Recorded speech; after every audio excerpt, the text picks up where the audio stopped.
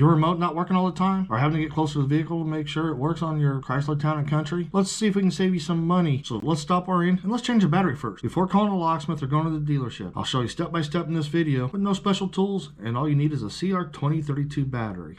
Take your remote, you got your emergency key release right there. It's spring loaded, so you're going to pull that towards you, and when you do, the key came out this side, you got an indentation right there. Take the tip of your key, put it in there, and gently pry the two halves apart. And you notice it split open. Pull them apart gently. Notice the two halves came apart. Push down right here. Make sure it's seated. Take the emergency key blade, if you don't have a fingernail, and pop that battery right out. Now, we're going to put a new battery in. I use these. A good quality name. This is not product placement nor a sponsorship.